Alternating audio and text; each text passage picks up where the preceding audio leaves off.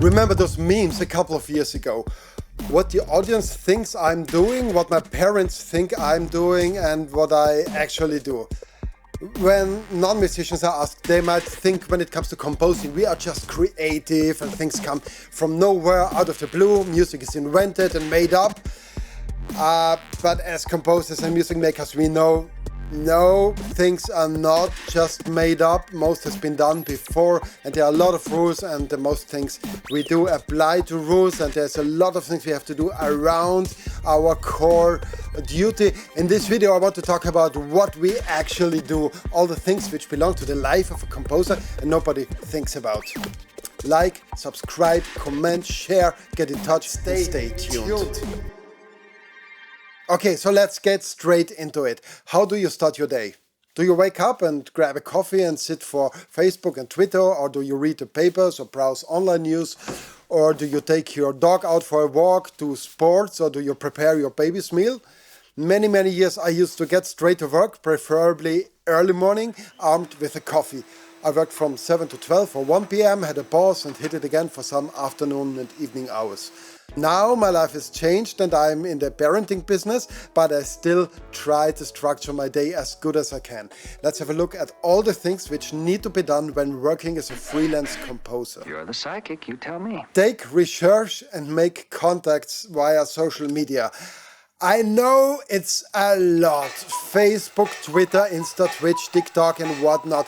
Trying to be present and active is a hell of a job. I, for my part, try to not get lost too much in the distraction of social media. But every now and then I'm contacted by strangers and commissioned for jobs. I guess it's a path worth walking. And since I'm doing YouTube vids, yeah, a bit of social media. Research scores, read, learn new techniques. When into the full action of daily life, this is often only reserved for holidays and very special times. But sometimes a new and interesting project demands to dive into uncharted territory. Do you know how to score for avant-garde bass flute? Do you know how to patch in Pure Data or VCV Rack?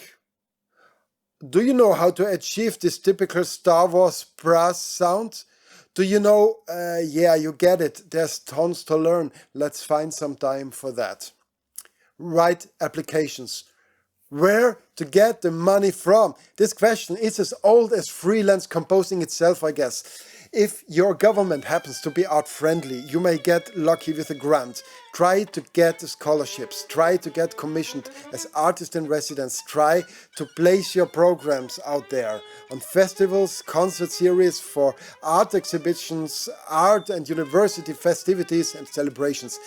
I know the list could be longer, but let me know your ideas in the comments. Get your studio projects done. Sometimes it's a lot, sometimes not so much. Sitting in the studio or at home with the laptop, with headphones, we record, tweak, arrange, mix and master. My tip, try to get your things mixed and mastered in a pro environment ASAP. Make friends with people in studios, be it private or university studios. And don't forget, they also love great music. Get your scoring projects done. As a composer, this is the center of the work. Sitting and writing, scoring, doing voices, preparing the sheets and maybe even printing. This is the #1 project. Always! Without it, everything else is senseless. Or let me put it this way, everything else serves this purpose only. Maybe together with your studio and live projects. So, give it a priority. Do not miss deadlines, be in time, get the stuff done. Need some inspiration for that? So check out my other video I did on finishing projects. You might like it. Link in the description.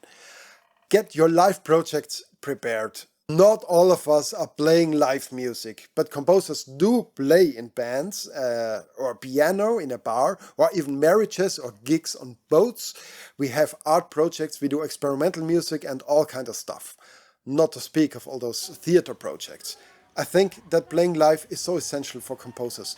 Why? Because we need this feeling, this atmosphere, and it's all there when we write. When I write this cello part, I can feel the tingling, the sensation, you know, it creates when performed live. On the other hand, it is important for my soul as a musician. Being on stage is like being in the water for a fish. just loving it. But it needs preparation, and especially when doing experimental and artsy stuff, changing a lot, never playing the same gig twice, we have to give some thoughts on what and how to do it. Planning is king. Care that projects are documented. After the live performance, I go like, damn it, again, this one was not recorded, no photos as well.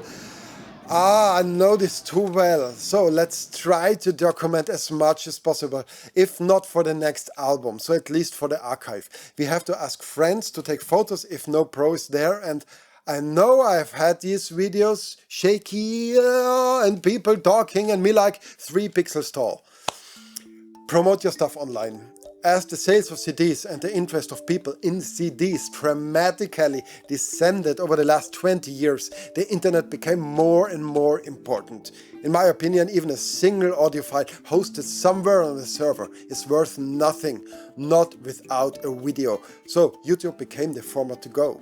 Problem is that a video is needed, and actually people love to digest shorter and shorter pieces of information. So if you are still watching, cheers! We need more people like you. Okay, seriously, we need more channels where to promote and spread our music. What I found amazingly interesting in the last years is the rise of adaptive music, being smart and able to react to what's happening in any computerized system.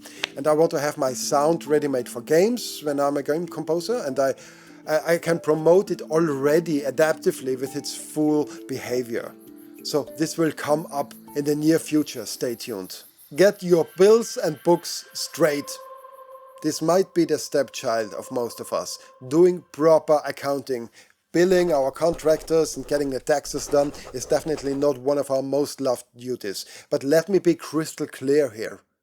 Getting this done properly is so important. Nobody wants to have troubles and payments afterwards. Learn how to do it if you haven't already. Tend to your website. Sometimes it's fun, sometimes WordPress sucks like hell, and sometimes it's the dude doing our website who just does not pick up his darn phone. I did it all by myself, but this also costs hours and hours. I do not know how important it really is to have a proper website, but I guess, well, yeah, it is. At least showing you have some good taste and bring up a simple but beautiful design and some Vita downloads and some audio. Listing all work and gigs, like in an archive, is something for the truly motivated folks. Design flyers and album covers and everything else. Learning some graphic design is definitely not a bad thing for a composer, as we do graphic design too when scoring. In fact, it helps big time. I myself got inspired by fonts a lot and dived into that. Doing your flyers and all graphic products yourself can save a lot of money, but please, if you haven't done it already, check out some books and tutorials on some basic rules and techniques. Archive your work.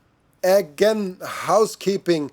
Where to store the recordings, the flyers, the concert handouts, the social video chunks, the concert bootlegs, the album production, the rehearsal session recording, the manuscripts, the released music, the dozens of fragments. Yeah, what to say, file management, dude. Maybe I do a video on that, but in short, name your folders, use full names, make storages, make a vault, get a NAS, store stuff there, and copy your most valuable things on an external hard drive and store it in a different location than your place. Okay? Your parents' house or somewhere else trustworthy. Save regularly, use a software for that. Care for your computer system. How many hours and days? You can love it or hate it, but actually software or hardware troubles are just a beta. It's just annoying. Without computers, it's almost impossible to do media jobs, so we really depend on that. We have to tend to a clean and performance system. Actually, this really is a big one, so some basic thoughts here. Have a clean and nice system. Do not clutter it with office stuff or any software which is not music related. Care for your plugins folder and installations. Take most care with system updates. Okay? I try to buy all the stuff I use. I buy it, yeah, seriously. So beware of hackware. I totally stopped with any of that because it's not safe, it's not clean. I recommend getting a pro for your system, a real person tending to your system, a system admin. I will do an interview with my most trusted and beloved system admin, maybe in fall, so we will get to that in more detail.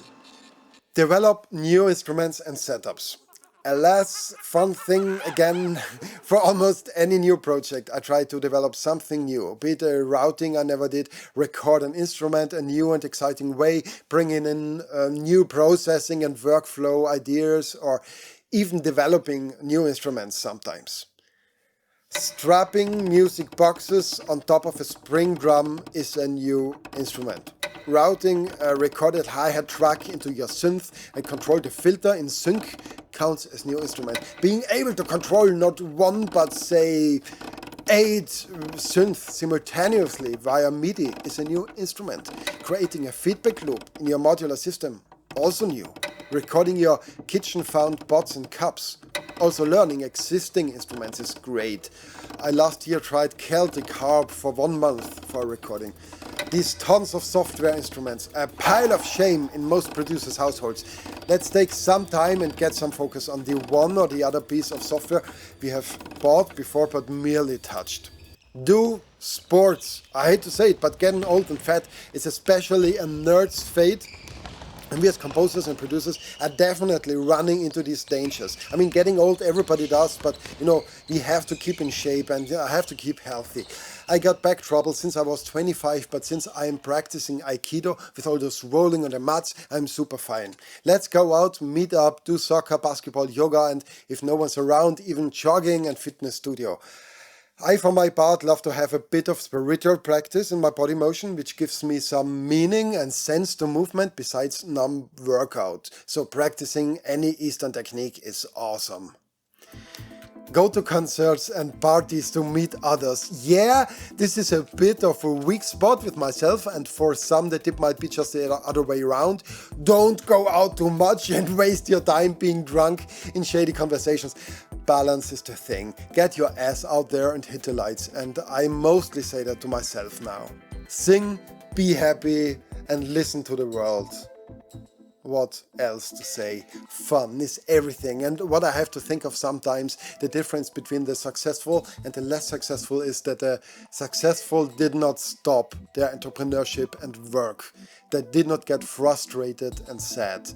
So this being said, cheer up, laugh, dance, sing, move, rejoice, and hit the subscribe button. If you liked it, and I say you did because you're still listening, share this video and tell your friends and let me know your thoughts in the comments. Happy producing and see you next time. Bye bye.